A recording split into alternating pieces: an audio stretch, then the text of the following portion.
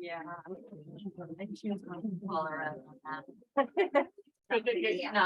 Good evening, everybody, and welcome to the Grolier Poetry Bookshop. I want to welcome you all to the reading tonight. We ask that you all wear masks for the entirety of the reading, and if you could please silence your cell phones. And it's my pleasure to introduce Adam Judah Krasnoff, who will be giving the introductions tonight. Let's give him a warm welcome.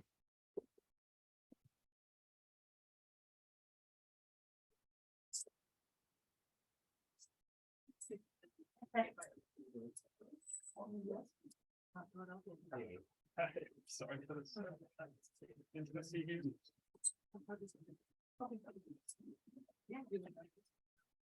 Hi there, everyone. Hope everyone is having a wonderful Thursday evening.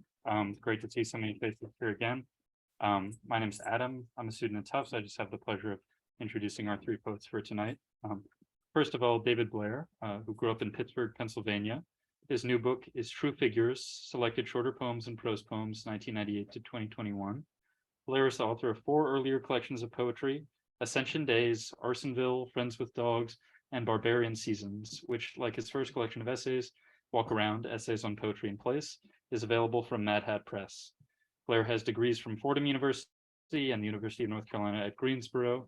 He lives with his wife and daughter in Somerville, Massachusetts, and teaches poetry in the MFA program at the University of New Hampshire. Without further ado, David.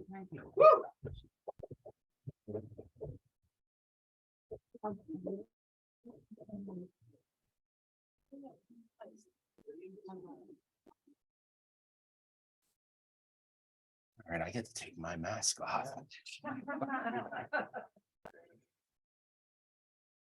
Thank you, everybody, for coming. I'm going to do something you usually don't do. I'm going to start with a couple of new poems because I put together this collection of shorter poems, and I wrote more of them. So here's a poem that's coming out in Spoke, and I saw these guys like over by the the seaport, and they had been over in the financial district.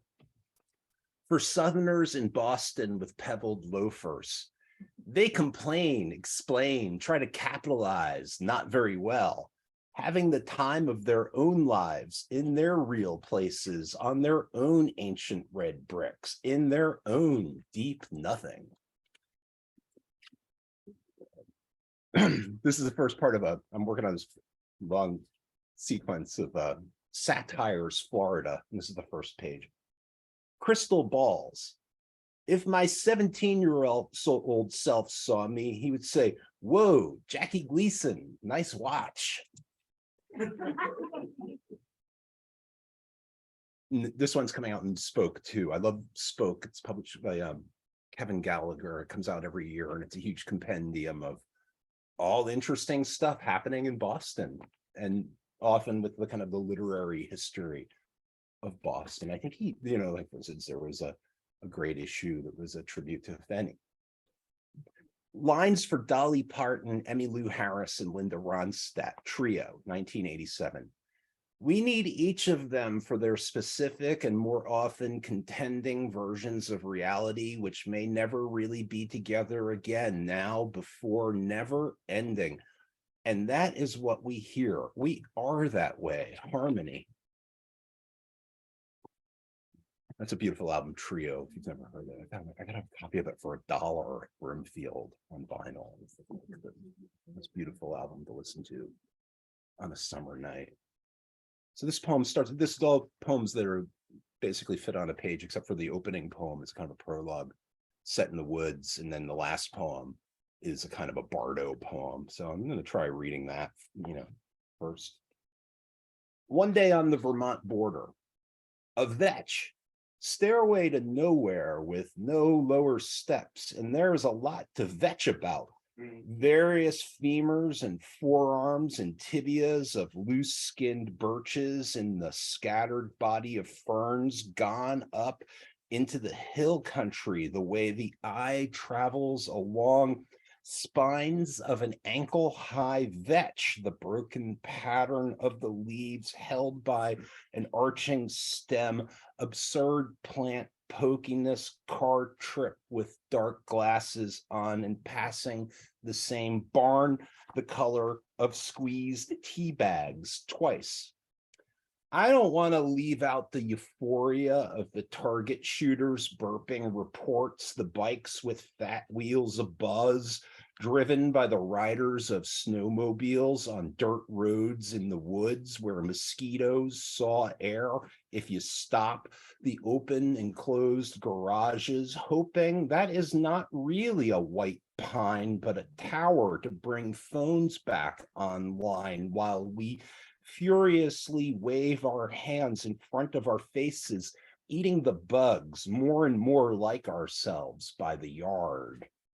Even so, in all that blue and green, nobody will be there to stand in the sheds by the coolers full of eggs and asparagus gathered from the meadows, especially around big rocks, dolmens nobody throws in rivers and creeks, and the coolers are empty in the sheds of these passive-aggressive types.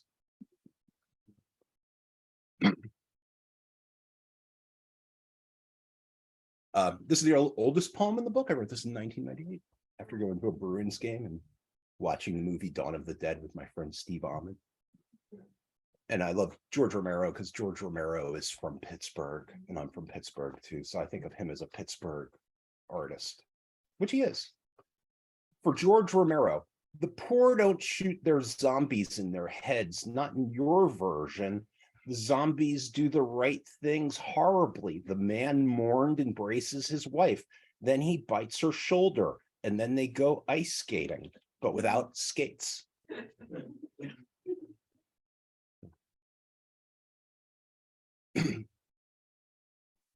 Jumping ahead to my second book. No.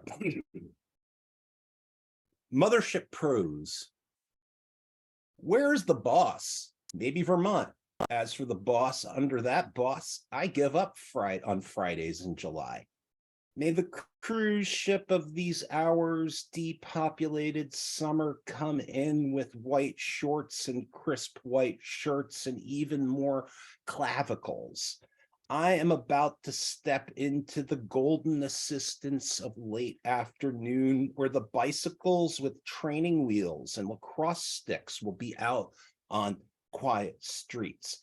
Even for these, except for these tubes of fluorescent light, the moment is like the one right before I step up the stairs from one dark floor to another to bed.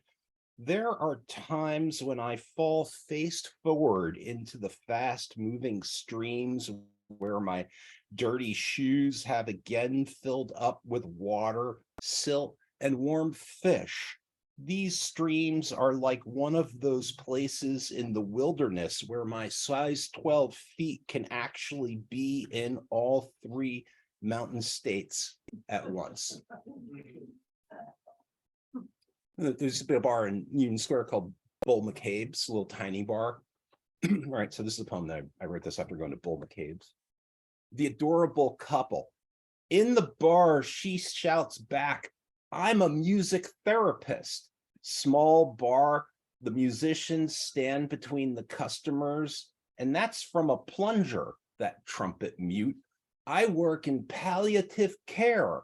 The magnolias are all brown shreds because they bloomed too early. I am a hospice physician. What do people want to hear on your guitar? Wise men know. Only fools fall in love.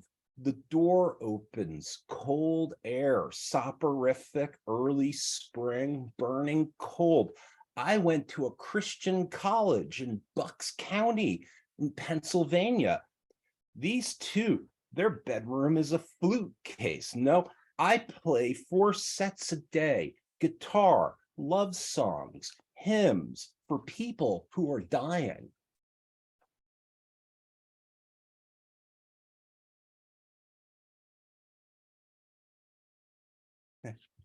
There's a little prose poem about bodegas in the Bronx. And I guess it's about belief. Baroque bodega. The ground beef empanadas are first of all saintly in a Baroque church niche carving sort of way downstairs at the bodega. Golden diapers, got it. Potted meat in dusty cans, and there is a cardboard box of fuses, so don't explode. Not with a lot of syrupy looking cleaning supplies, sponges, beer, the kinds of coffee you really should make, salami, the tabloids. I believe I am painted in egg white and the tree frog. So I was going to read this poem that Daisy published in Scoundrel Time, but I forgot it on my desk. So here's a little prose poem called In Philadelphia. Somewhere the glue sticks are baking, growing molten, filling tubes being sliced.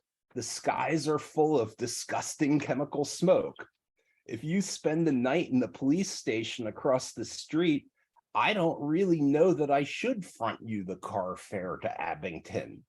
There are not many people who work in the factory, pushing buttons to operate the enormous buckets, shears, conveyor belts, and they all have autoimmune diseases, pattern baldness, weakened teeth. The mid-Atlantic region has an upset stomach and cramps. My sister lives in Philadelphia, and she said that a lot of people have chronic fatigue syndrome in Philadelphia. You know, so she was always talking about that. So I was like, oh, okay, I gotcha. Heart of Song. I think I might be a folk song when I hear one sung by an artist. An old folk singer strikes a pose, strong-looking, standing, semi-bow-legged, pretends to like strength. Nobody really does. The unspoken in every lyric might be baloney.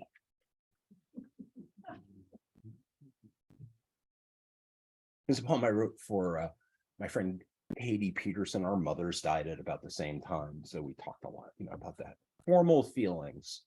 After great pain, it's like daylight savings time. Sudden, squint-worthy, tired eye. If bugs had mammal brains, they would feel formal, heading for the cracks in walls.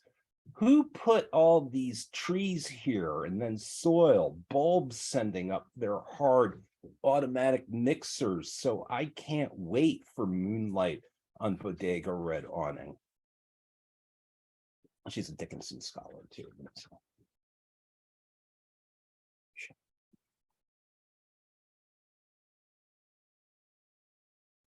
This is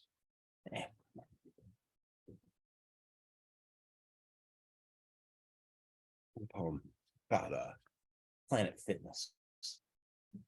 The armies of being here. Maybe a college graduate or a student, chunky clubby on hands and knees, squirts tasty bleach on the pedestals of her exercise job purgatory as if a boxer aimed his spit at the gym floor where Montgomery Clift as Private Robert E. Lee Pruitt with spacey, demented eyes kept plucking dandelion violets from the floors of physical health, where people bring their sad bodies and cell phones, and the half-employed get their euphoria and their yas out. I like to go to the farmers market, Union Square Farmers Market. Somebody was believable. Somebody was believable olive oil at the farmer's market. So many arms with permanent tattoo schmutz on them. Part of me will always think out of tune and step. Okay. Here are like my last two poems. This is a poem my friend Walt and I discovered, like we both went to the Pennsylvania Governor's School for the Arts. And that's like where we kind of discovered poetry. And also we grew up going to the same beach in New Jersey, Stone Harbor and Avalon, the 7 Mile Beach. That's a little poem. 7 Mile Beach in October.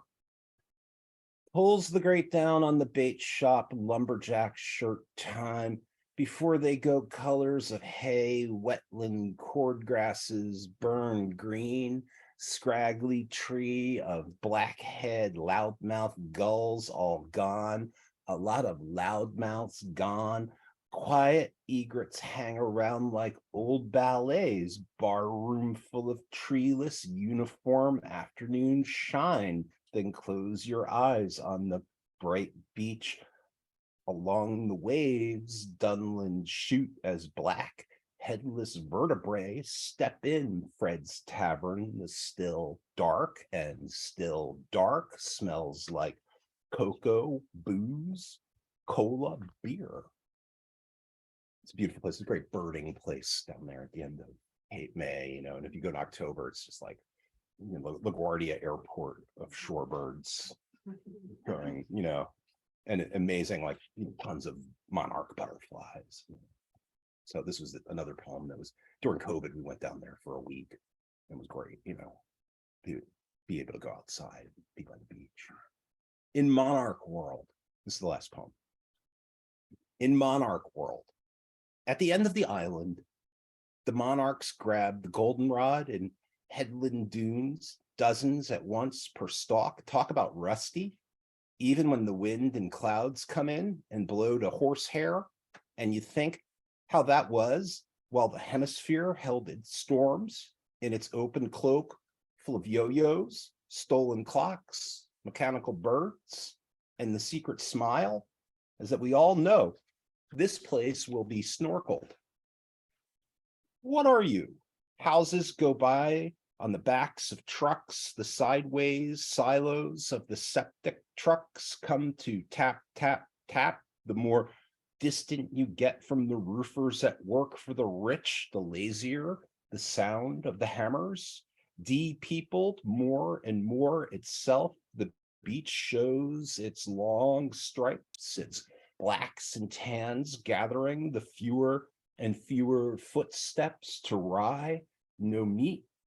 In the middle of all this sun-baked neo-realism of empty beaches, somebody had their ducks on a leash, bills forward, straining like dogs who see other dogs who are full of play across the fields. Who are these people? What religion do they practice? Do they play recorders and tin whistles together? Do they Blair, Jethro Tull? Free those ducks. We've been wandering in haze since medieval life, and who dosed us? The War of the Roses? 2 more miles of solitude, a truck parked on the sand, the fishing rods larger than any I have seen surf fishing, bolted into the sand like tent pegs, the lines way out. A dumbass can sit like a king by a cooler. He would shoot a tuna with a bazooka if he could, and the whole thing, war and peace. Thank you so much.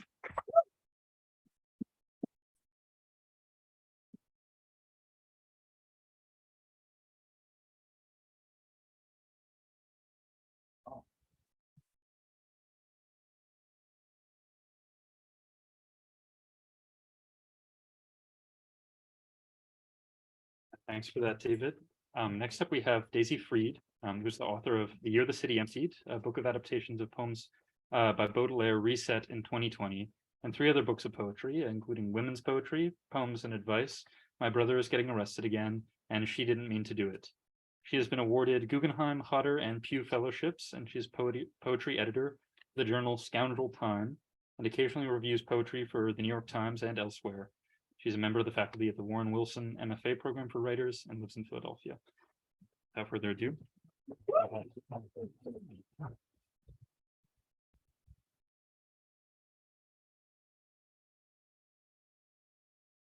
Hi, everybody. Thank you for coming. It's kind of like I feel like you're not really a poet until you read the Grolier or something. So I'm happy to be here. I'm from Philly, so I drove up today, and it's lovely to be here. Thank you. Good to be reading with you. I'm doing a thing where I'm actually not wearing my progressive lenses, but I'm wearing contact lenses and wearing reading glasses. This is an act of vanity, but then also like I don't know that it's not going to work very well. So I can actually read in them. I have not forgotten. This is after Baudelaire's Je n'ai pas oublié. It's in memory of my husband, Jim Quinn. I have not forgotten.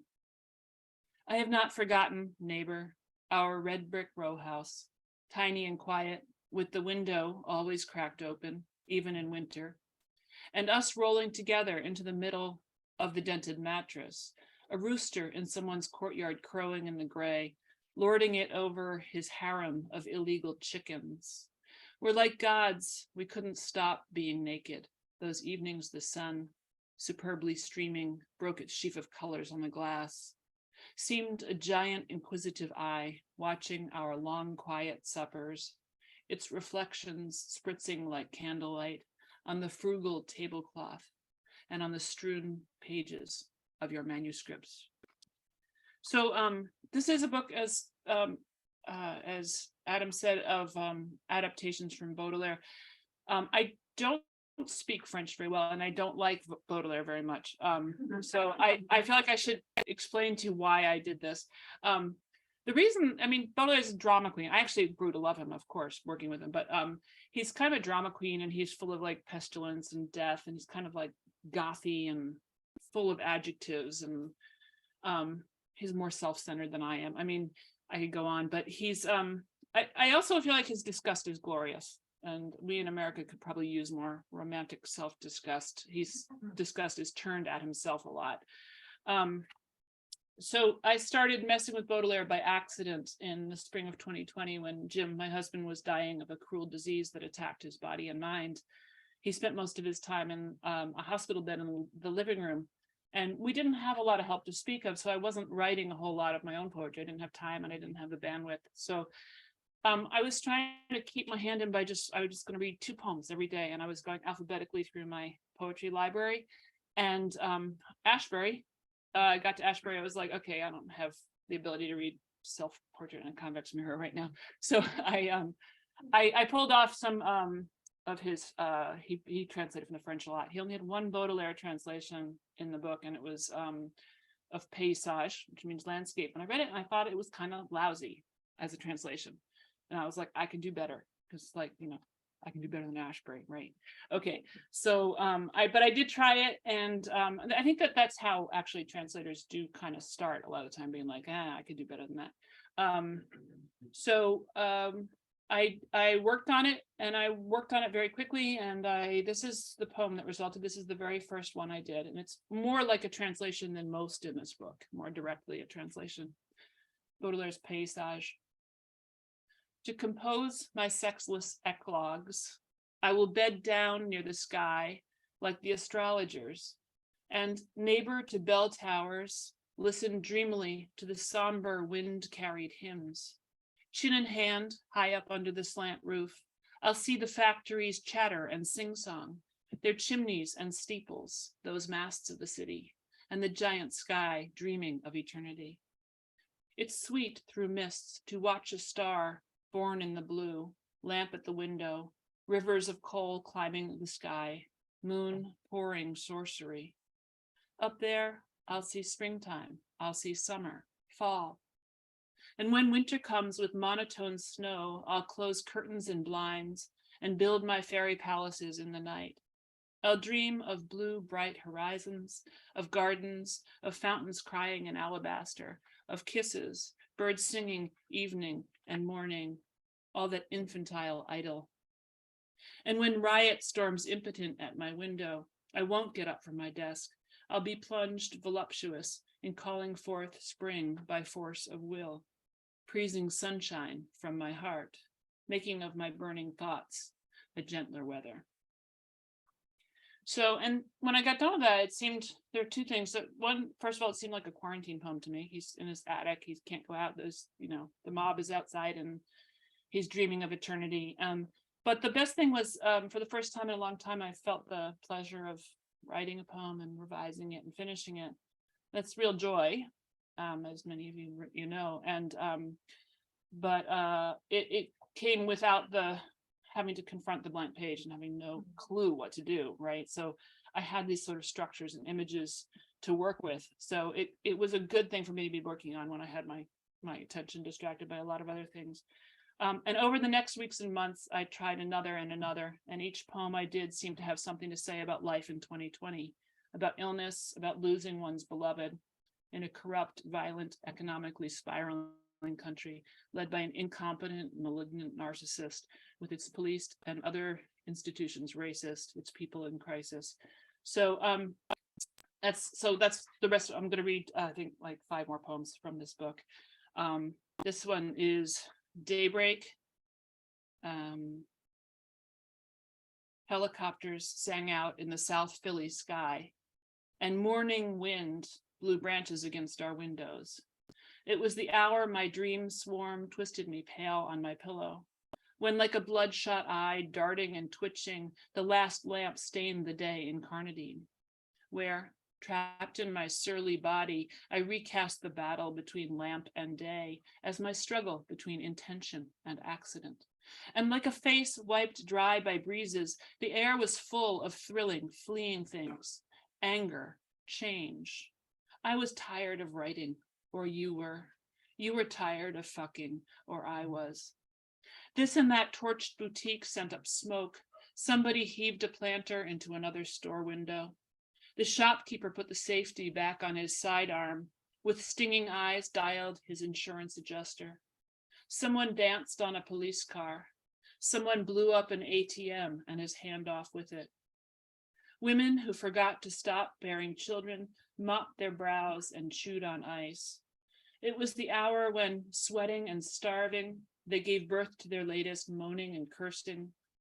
Like a sob cut short by foaming blood, a siren, another, tore through the fabric of morning. Buildings snuffled like marine mammals bedded down in a smog sea. Old ones in nursing homes, their minds gone, hawked up last juddering breaths.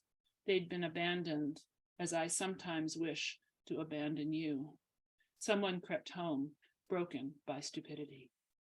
Shivery dawn, in her green-pink shift, crawls up the Schuylkill into the parklands. Angry Philly, rubbing her eyes, grabs up her tools again. That old worker. So Baudelaire does a lot of rich sort of scenic stuff like that, and he also does very spare lyrics. And I'm probably more attracted temperamentally toward the former, but I did a bit of the spare stuff, and I made it more spare in my attempt to calm him down. Charlie, calm down. Okay, owls. This is called Owls. In black yew shelters, owls tuck themselves away, strange gods with red, meditating, shifty eyes. Otherwise, roost unstirring till the melancholy hour when darkness shovels the sun off stage. Thus, they teach the sage she need fear in this world, only tumult and action. Passing, drunk on shadows, my punishment for desiring change is desiring more change. Okay, so I'm going to read 2 more poems, and the last one I've decided what to read, but you guys can decide if you want the poem that is comments on healthcare in America, or the poem that's like all about sex and was censored in Baudelaire's time. So raise your hand if you want to hear sex. Raise your hand if you want to hear healthcare in America. Oh, surprise. Okay, so the story with this one is a nice story with this one. So my partner, I was introduced, he was from San Francisco, and I was the man I'm with now. I was introduced to him by the poet August Kleinzahler, who thought we would get along well, and he was right. So we were emailing each other back and forth for a while. And this is a good format for me because I'm a writer, so I can like really present myself well in writing. So then we're like, okay, we're literate, we're interested in the same things. We're nice, apparently. So now we Zoom. So we Zoomed, and like Zooming sucks, right? You know, and I was really nervous, and I'm a writer. I present myself better in writing, as I said. So I got off the Zoom and I was like, okay, that didn't really, I'm like really worried because I really like him and I think he really likes me, but I don't think that really went well. So I got to do something. So I decided to send him this poem. And then after you'll see why, but after I sent him the poem, he decided to get a plane ticket and visit me in Philadelphia. So it worked. Okay. But this was censored in Baudelaire's time for being what is it? For being likely to, quote, lead to the excitement of the senses by a crude realism offensive to public decency. Oh wait, where is it? Never find this one. I didn't want it. 1 second. Okay.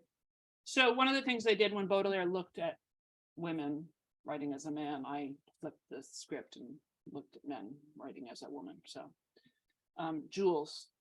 My man gets naked, and knowing my hunger, the family jewels are all he wears. This gives him an air of opulence, playing stud in the seraglio. And when he dances, virile and mocking, he seems made of a world of rock and steel, so that I may in my beguiled fury adore his whole body, paunch and luster.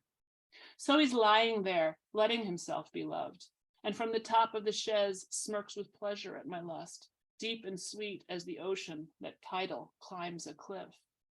His eyes on me are a barely tamed tiger's. He plays vague and dreamy, strikes poses of animal lust and ravishment, satisfying me with every twist and thrust. It's Baudelaire. I blame Baudelaire for this stuff. It's not, it's not me. I don't write this way. And his arms and leg and his thigh and ass, polished like oil, pumping like the neck of a swan, passed before me. And now I feel becalmed. And his belly and his clusters and vine. Advance then, tempter, disturb my soul's repose, my zen, lure me from my crystalline calm, where I thought I might lonely rest a while. And now I swear I can see Apollo united to Priapus in hairy chest, bit of a belly, and below his narrow dressy pelvis. The tawny textures are superb. And the lamp has resigned itself to die, and the flickering hearth barely lights the room, and every time he sighs his sigh, he swamps us both with his electricity. Sort of a creepy, but look, it worked. So he's living with me in Philadelphia now, so okay. So this is I think one of the best poems of Baudelaire's, and certainly one of my favorites is the Cygne, which I don't, as you can see, I don't pronounce French very well, but it means the swan. And it's basically a poem, among other things, about Paris changing. So I wrote, my version is called The Goose, and it's about Philadelphia in the year the city emptied, 2020. I'll just mention that Baudelaire invokes Andromache, who is Hector's widow from the Iliad, and I do too in this. But the name Andromache seems to break down etymologically into fighter of men, which was hard for me to resist. So that's why I use that phrase in the poem. The Goose. Andromache, widow, fighter of men. I think of you by the poor mirror of the river, which glitters with grieving, seems to show by its slow, full float the size of our sadness. It seeds my memory, walking where the road carousels. Everything bewilders, a city changes, faster than a human heart. That's a field, there houses, and the grasses, green blocks where water puddled, upriver a zoo. Giraffes hung their faces over a wall. We took our girl, arriving early. The hour the air was cold and clear. There I live in memory, and here I live, Andromache, in the dull what is. Then sweaty work wakens, traffic awakens to make of the silence a dark hurricane. And there's a goose, separated from its hateful shitting gaggle that marauds by the boathouses, rasps webs over the macadam, dodges fast cars. His stained hind plumage trails on the ground. He shambles near the disk of the enormous fountain, dry and silent since disease broke on us, dry since the city emptied itself of itself, emptied its people only to rooms. Dry the bronze breasts of the river spirit statues, the bird shit stained spouting bronze swans they hoist on their shoulders, dry maud. as if the ruins of a beloved, his broken cornices, sprawled stone blocks stained green, can be forgotten. No kids playing there, nor older folks coming back to ill-advised life for an early dark morning drunken grope. Nope, just the living goose, nervously bathing wings in brimming filth, scum, dung, rotten leaves. He opens his beak, heart full of his native lake he'll never return to, as if to say, water, when will you rain? Sky, when lightning, thunder? Unlucky bird, son of the sun, you stretch your pumping neck up and up toward the hazy azure, as if, like me, you're blaming God who doesn't exist.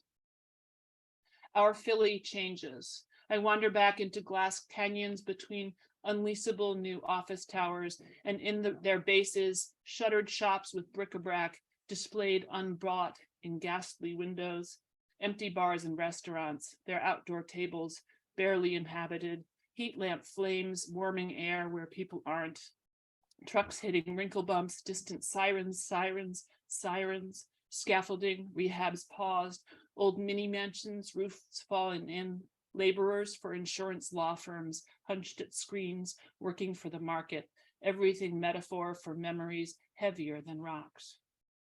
Outside the Rodin Museum, images oppress me, dour thinker and gates of hell, and my great goose with his crazy motions, and then you, Andromache, ridiculous, sublime, like, and not at all like, the protesters in their playing field encampment of nylon and polyester, in teals and grays, pegged with cords to tired trees, with laundry hung between, and Black Lives Matter, and other signs, no cop zone, housing now, our demands, long list.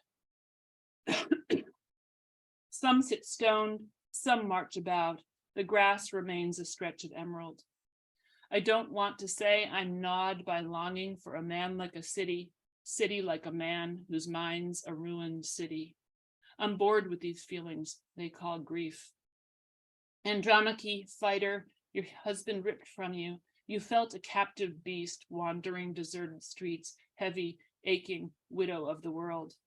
One protester emerged from the mass, tripped on a tent wire, and crying, cursed into a bullhorn, muttered something about a mama hugging, soothing them, keeping them safe. And the man I love said, "You think my eyes are pretty? Oh, you should have seen my mother's eyes. They were the most beautiful blue. The last, most lucid thing he said to me." Old memory, like a lost goose vanishing, honks out a full note. What good to think of others, forgotten, kneeled on, jailed, killed, defeated, robbed, so many others more. Thank you.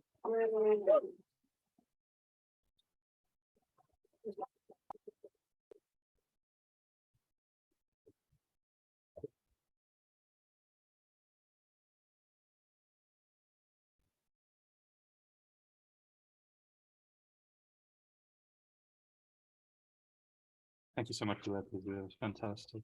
And just before I introduce our last poet tonight, I would just like to share that unfortunately Dennis Nurkse was supposed to be with us tonight.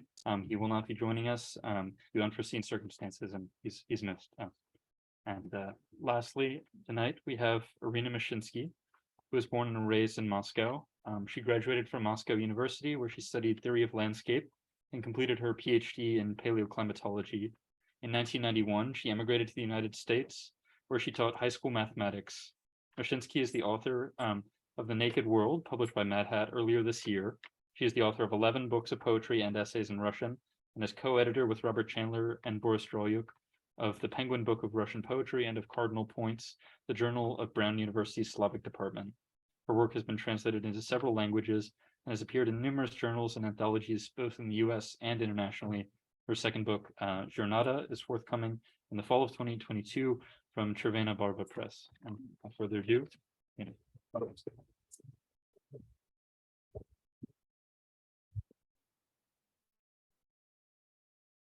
Thank you, Grolier, for having me, and David and Daisy for reading with me, and all of you who came this beautiful evening. I will say a few words about how this unusual, maybe weird book came about, and how it happened. I still don't quite understand myself. So it started, in short, it started as a small poetry, a small collection of poetry. And it was my actual graduation project at the MFA I was attending at the time. It was 14 years ago. So, but I couldn't let go of it. I just didn't see it as a book for a long time. And then in the spring of 2020, in the cold spring of 2020, I started writing prose. So some prose started accruing, you know, this prose fragments, and then prose kind of came together and melted back into what to be poems. So it became this book, and Mark Vincent, MadHat Press publisher, believed in this very strange book and published it, for which I'm very grateful. It consists of 4 parts, and if you readers poignantly noted that it's kind of a symphony. It has a symphonic structure. I'm aware of that, but it all happened more or less. But I do notice it too. And the first part is sort of the thorn. A big part of the book, it has to do with the Great Terror. And by the way, the Cardinal Points Journal that was mentioned is dedicated to de-Stalinization of the air. When we started in 2005, people would be very surprised why de-Stalinization of the air. Nobody's surprised now, of course. And so the Great Terror is important for me personally, because of my family and because of the way I here, you know, grew up and feel the history.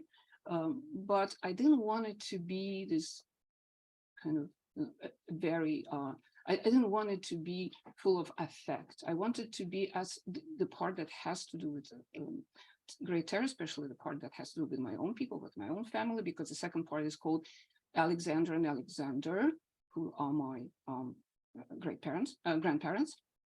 It's a history of a family history of Great Terror, but also there is just a documentary part. I wanted it to be put in as flat voice as possible, because this is how they lived it. As a matter of fact, as it was, without much effect. So the first part is called the Thaw, because I grew up in the post-Stalinist Thaw. I was born there. And so the first poem, so this is pretty much before dawn. So this is a little bit about anonymity.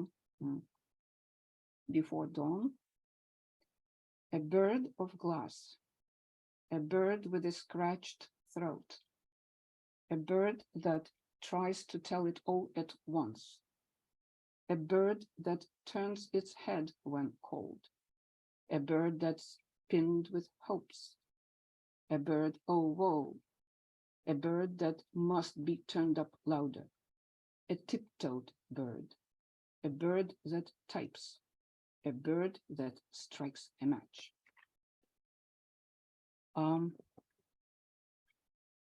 So there are fragments, prose fragments, like I said, and some of them, I will just, this Grolier being a poetry bookshop, I'd rather not report prose fragments. It's just short synopsis of, say, one of them. So the narrator is skiing, cross-country skiing with her father, suburbs of Moscow. And then later it turns out that it was the place of the massacre during the late 30s. And so there's some, I read things, archives and things, so the collected data from different places. So it's there, but also a part of this little piece is, it's important today and yesterday, because literally, because this girl, me, is sitting with the thawing ski shoes, too tired to take them off, and reading the Profundis. and not really understanding from the cryptic Soviet preface what actually happened to that man. What was he jailed, and why and she's crying because it's just heartbreaking without actually understanding. The reason I'm saying today and yesterday, because these days there is a project of a law which probably will become a law in Russia, in the Russian Federation, probably in December, banning all homosexual activity at all, not even propaganda that used to be as it was this year and the year before. So it's all really becoming very real. So speaking of that place, of course, when you come here, the people ask you, why did you leave? How can someone leave the place where people speak the language that's so important to you? So this is an attempt to explain. And the image there is that, you know, in villages sometimes, and probably in America too, there is this card that comes with a projector, film projector in the olden days, and they show the film on that screen, which is sometimes a sheet, just a bed sheet. So this happened in some pioneer summer camp. At dawn, someone hangs a sky like a worn-out, wrinkled screen on the village's far end. The old projector rolls in from the east on its heavy cart. And I walk through the tall grass of Russian syllables, where colons and commas are abundant in June, and syntax is vague on ladybug's wings. I would settle nowhere else, wouldn't settle for less. Trust me, nothing would ever suffice, but how do I explain how I dread the expression on my motherland's face?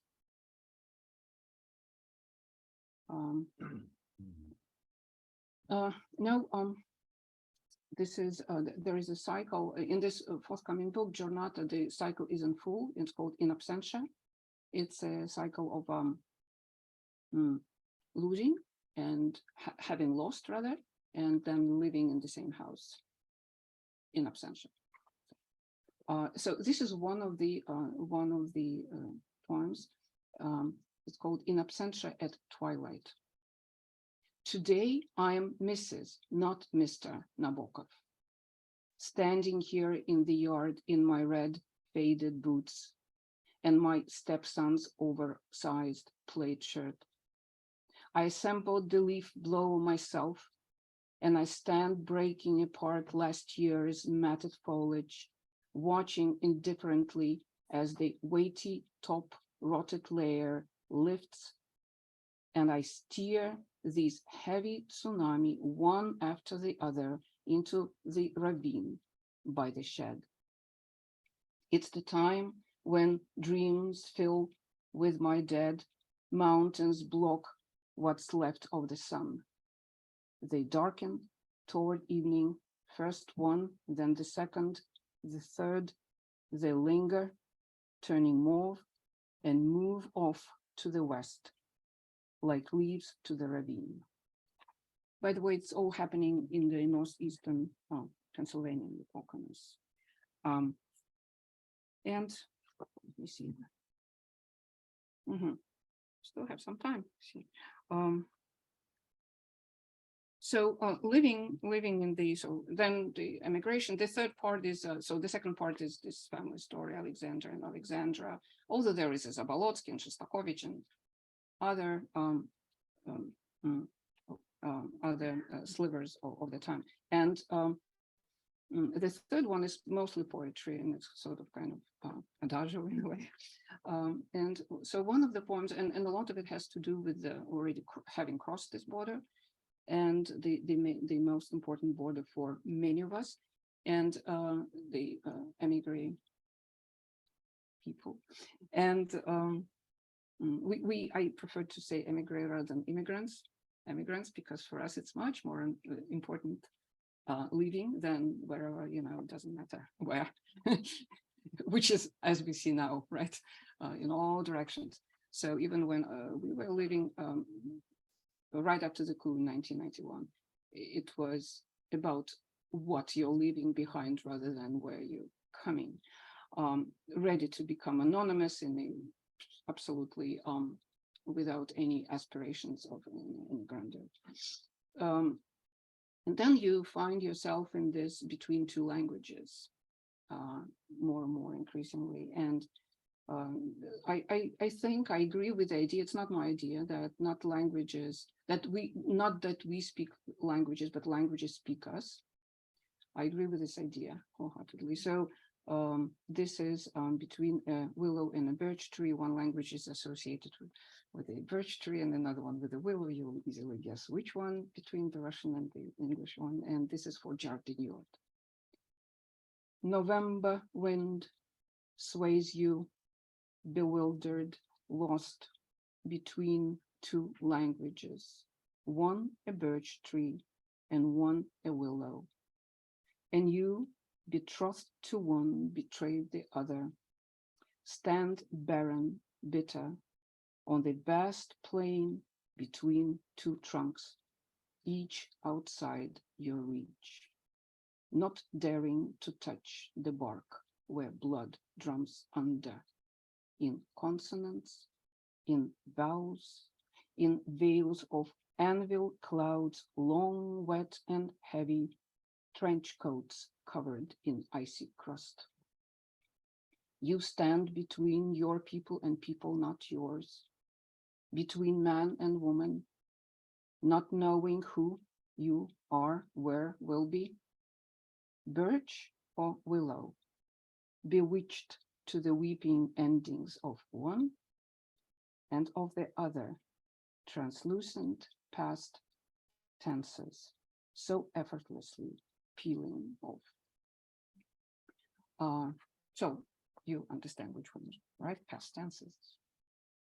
I'm only reading the poems that were either written in English directly, as this one, for example, and the attempt to explain, or rewritten by myself. But there are quite a few poems translated by remarkable translators: Angela Livingstone, the Tsutaeva, amazing Tsutaeva, British Tsutaeva translator, Tony Brinkley, and very importantly for me, my very dear friends, the remarkable translators, Boris Draluk and Maria Blostein. The Giornata, the book that was mentioned, is solely poems in translation by Boris and by Maria separately.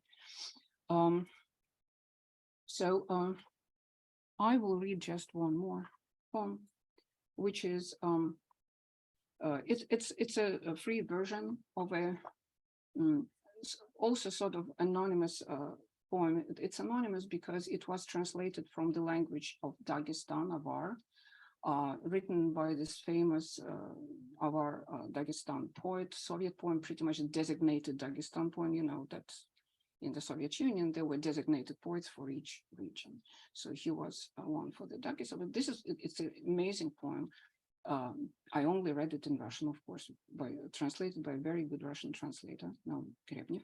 And I wrote a variation based on this Russian translation. It became a very popular, remarkably popular song associated with the war, with soldiers, absolutely already void of any ethnicity, any kind of identity, or no ethnographic kind of aspect to this, just epic elegy, universal. And I am dedicating it today to the fallen soldiers of Ukraine.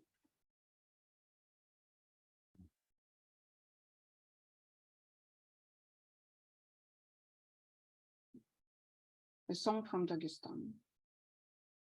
Sometimes I think that soldiers who have never come back to us from the blood-covered plains escaped the ground and didn't cross the river, but turned instead into white, screeching cranes. And since that time, the flock is flying narrow, or wide or long, and maybe that is why so often and with such a sudden sorrow, we stop abruptly staring at the sky. On flies the wedge, trespassing every border, a sad formation, ranks of do, re, mi, and there is a gap in their open order. It is the space that they have reserved for me. The day will come beneath an evening cloud. I'll fly, crane on my right, crane on my left, and in a voice like theirs, shrill and loud, call out to those on earth I've left. Thank you very much.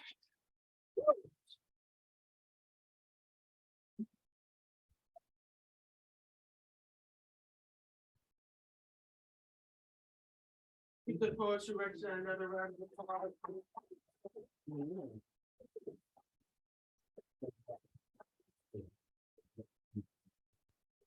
Thanks for coming, everybody. We have some books for sale. The poets will be signing books. If you could all please move your chairs up against the wall, I'd be grateful. Thanks everyone. Thank you. Yeah.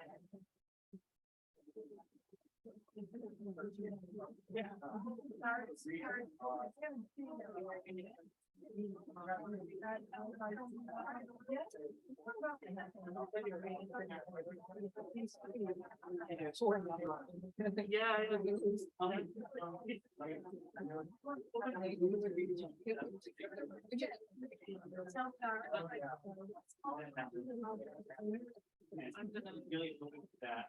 Laura,